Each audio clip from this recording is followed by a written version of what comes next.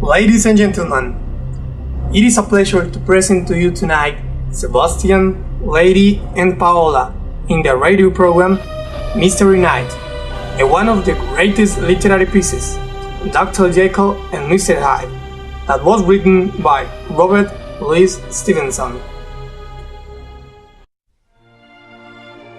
Chapter 1. The Drink. Dr. Henry Jekyll was already a very successful doctor by the age of 31. He lived in a very nice house in the center of London, and he had a butler, whose name was Poole. Dr. Jekyll was a tall, thin man, and he was always very well dressed. He wore expensive grey suits and large bow ties, which was stylish in 1885. His short dark hair was cut nearly behind his ears, and he had a thin moustache, which was curled at literal the ends. Dr. Jekyll's laboratory was at the top of some very long dark stairs.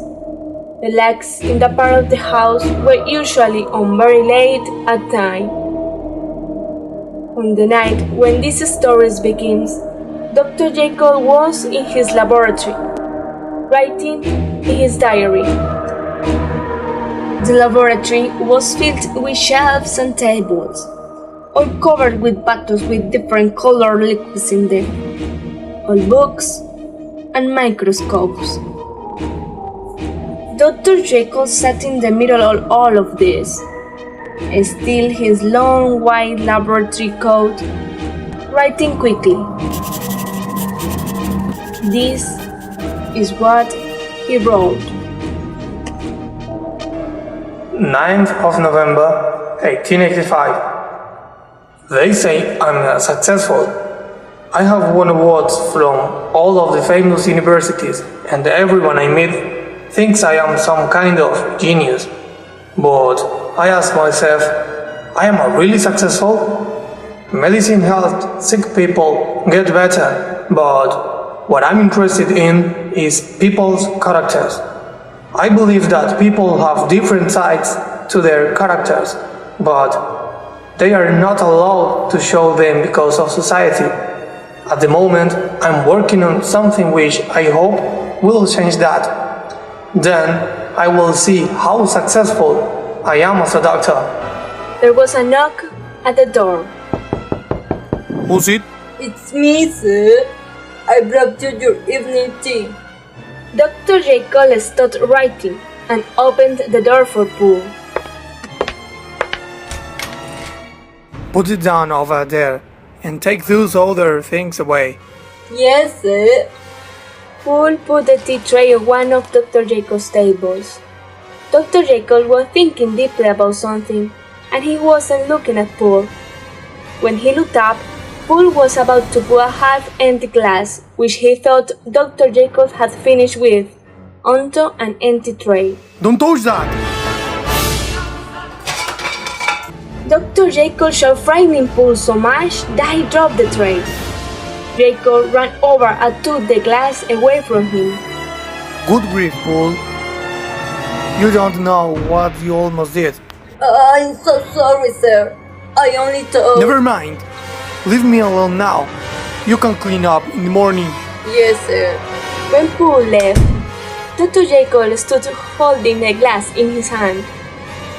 He smiled in an evil way, and his eyes shone brightly. This will show me if I'm really successful or not. Now, let's see what this medicine can do to a man's character. Dr. Jekyll drank what was in the glass. He began to cough and hold his throat. Oh, what have I done? Jekyll threw off his white coat. He could not stand up, and he began knocking bottles off his tables. He grabbed his hat and coat. I have to get out of here. He left through a secret door behind a bookcase at the back of the laboratory.